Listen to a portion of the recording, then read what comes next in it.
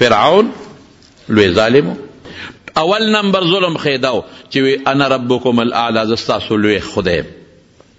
دا غټ ظلم دی. تعالی دا عقل دی خدای درکړي، دا سترګې الله دی لپاره درکړي دي چې د خدای مقابله کې ودرېږه.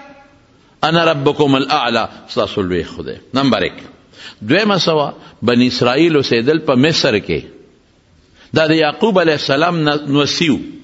یعقوب علیه السلام چې کله مصر ته راغی د حضرت یوسف علیه السلام ملاقات لا، نو د یعقوب علیه السلام 12 بچیو. 12 د دې 12 بچو نه د هغه نسب خور شو، او د مصر د نیمه نه زیات یا نیمه ته برابر دا د یعقوب علیه السلام اولاد شو. د مصر چې کم خپل خلکو، ذاتی کم خلکو، بادشاہي د هغوی په لاس کې وه. وزیران اغویو، فرعون د اغوی نه، هغې ته به قبطیان وی. ناغي به د موسی علیه السلام په دې قوم باندې د بني اسرائیلو کې موسی علیه السلام هم وروسته پیدا شوی دی، هارون علیه السلام هم پکې پیدا شوی دی. نو هغوی به په دوی ډېر زیات ظلمونه کول. دا د ټټو کار به په دوی کو، ټټی به پې صفا کول، لارو کوڅو کار، دا چوړیانو باندې چې موږ نن کم خدمت کوو، ډېرانونه به په دوی چلول، او په ښځو به وله په کورونو کې خدمتونه کول چې تاسو خو د بار راغلی خلک یې، تاسو خو د مصر خلک نه، نو موږ له په کور کې خدمتونه کوئ.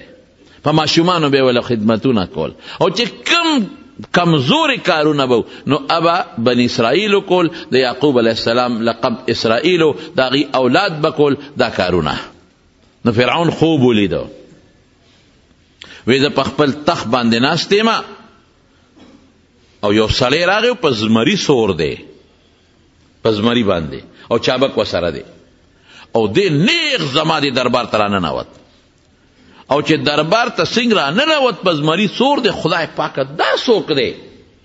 او راتلو سره دغه زمري نه کوز شو او زما د تخت له یو لته ورکړه. چې لته یې ورکړه زما تخت پرېوته او زما ګریوان ته لاس واچو او د تخت نه سر د لاندې لاندې راوغورځولو.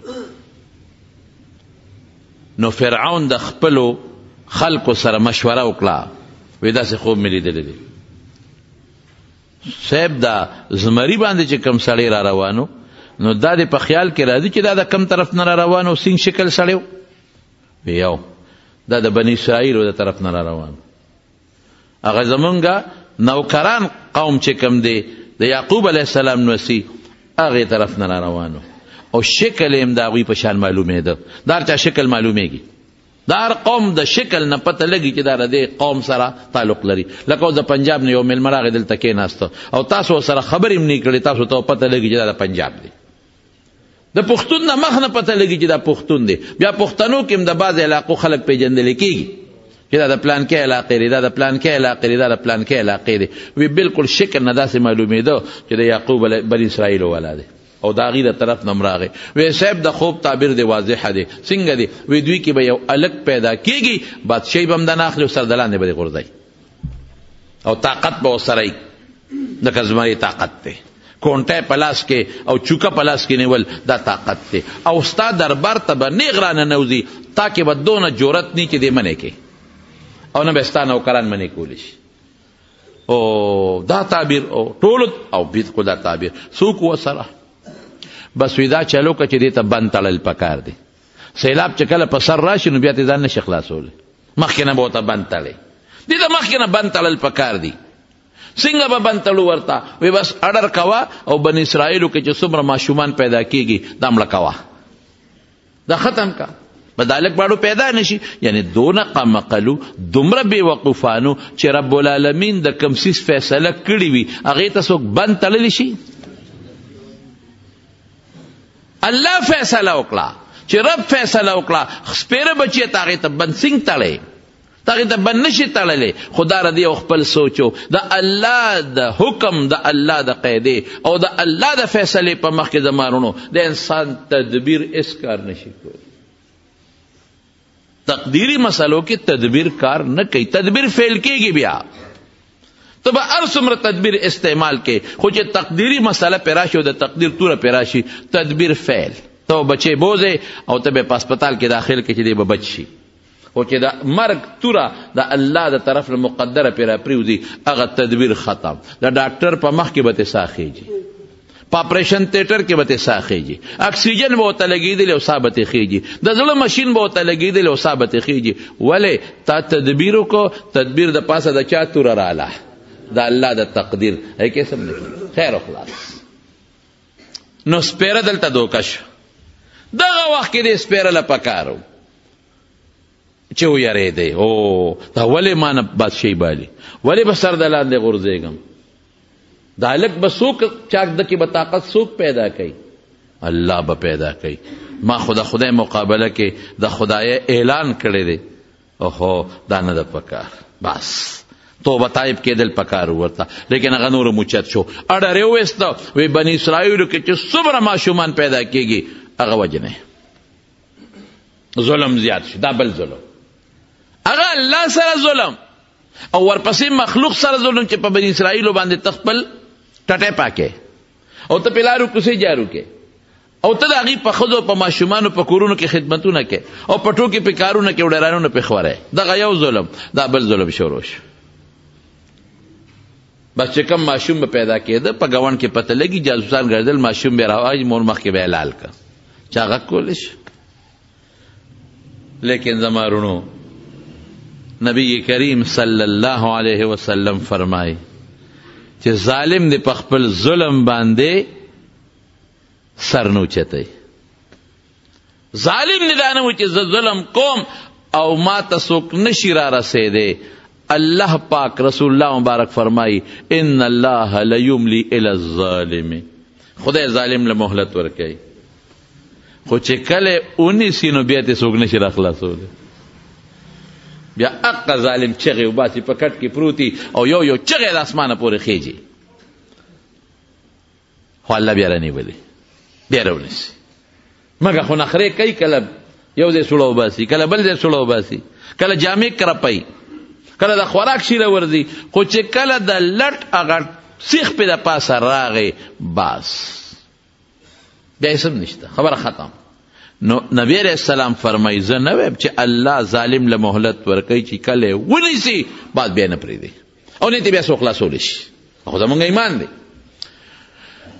الله پاک داسې وکړله چې دا قوم ورته راوچت شو، صاحب دا خو چې دا ماشومان ته وجنې نو دا بوډاګان به مړه شي، دا ځوانان به بوډاګان شي، نو بیا به کال 2 4 10 20 کاله په زموږ خدمت څوک کوي؟ نو دلته بیا تیر وته وی یو کال وجنې بل کال مه وجنې. نو سپیره بچیا که په دا کم کال کې نه وجنې دی کې هغه پیدا شي څه به کې؟ نو چې په کم کال وي مه وجنې نو په هغه کال خدای حضرت هارون علیه السلام پیدا کړ، او په کم کال چې وجنې نو په هغه کال الله پاک حضرت موسی علیه السلام پیدا کړ. او چې څنګه موسی علیه السلام الله پیدا کړ نو اقا زینا اطلاع ورسېده پولیس ته چې دې کور کې ماشوم پیدا شوی دی. خلکو ته پته لګي چې پولیس والا سنگ په کور را دننه شو، الله دلته د موسی علیه السلام د مور نه عقل و تختاو. بعضې وخت الله داسې کوي او لګیا د تنور اچوي. د موسی علیه السلام مور تنور اچولی دی او خشاک یې پکې اچولی دی او تنور کې اور بلیږي، غرغنډه ده، او دا بچی ورسره دلته په دا غیږ کې دی، موسی علیه السلام ورسره دا غیږ کې دی او تنور یې اچولی دی او دقه دی چې کارنده پرې را دننه شو، الله دماغ الټه کړل. بالکل د موسی علیه السلام په مور لیونتوب، لیونی خو نه پوهېږي، موسی علیه السلام یې تنور کې وغورځو. اوس لیونی خو نه پوهېږي، دغه وخت په خدای جنون راوست. تنور کې چې وغورځو هغې رالل ماشوم څه شو؟ دا اوس لیونی ده. ها څه وی خلکو ته تاسو خو مونږ په لیونی پسې راوستو، ټول کور یې ولټو ماشوم کم دی؟ ښځه خو پاګله ده، لیونی ده. بس هغې واپس لاړل. چې واپس لاړل د موسی علیه السلام د مور په دماغو کې واپس خدای عقل راوستو. او بچی مې څه شو؟ موسی علیه السلام تنور کې پروت دی او ګوته یې خوله کې بنډلې ده او د پیو په ځای غره وي او راوچت یې کړ. د مظلوم خدای مدد کوي. چې راوچت یې کړه اوس خو پته ولګېده چې دا خو ما نه پرېږدي. اوس بیا راځي الله پاک وتعالی کې واچوي، صندوق جوړ کړ، صندوق یې جوړ او په صندوق کې دا بچی ور واچوه، ور ویچو او بندې کا او دریاب ته ورولله، دریای نیل ته ورغورځو. او لور ته وی بچې ځه ورپسې، رو رو ورپسې ځه چې پته ولګي چې د صندوق کم خوازي. ماشوم صندوق کې پروت دی.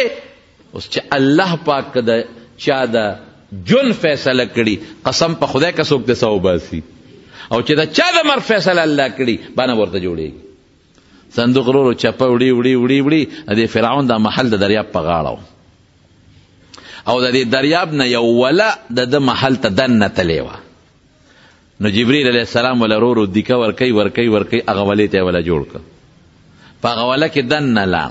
هلته د فرعون زنانه او وینځې او جنکۍ راغلي دي، هغوی د هغه چمن کې د لختي په غاړه د هغه ولې په غاړه لګیا دي، یا الله انبیا لوبې کوي. صندوق ورغی، یو څانګه ښکته هغې سره ونښته. او دا صندوق کې څه دي چې روچت یې که او صندوق یې کلو که خشته ماشوم پکې پروت دی. عقل څه وایي؟ اوهو دلته عقل جدا مسله راله. اوهو خدایا د دشمن کور ته ورغی. کم دشمن نه چې کور یریدو کور له وله ماشوم لاړ. اوس به څه کېږي؟ خو چې بی بی آسیې سینګ کو لو کو ماشوم یې روچت کو سینې پورې ونیوه، بس اتفاقی رب د بی بی آسیې په زړه کې د موسی علیه السلام سره مینه واچوله. چې فرعون راغی، یو خبره درته کوم خو ګورې زما به منې.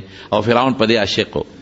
څه به وایې؟ وایه څه به یو ماشوم مې مونتی دی، دقه صندوق راوړه او زما ډېر خوښ دی، قرة عین لی ولک، ستا د پاره مم د سترګو ټنډک وي او ته به م پې خوشحاله او زه به م پې خوشحاله یم. کم دی؟ دا دی.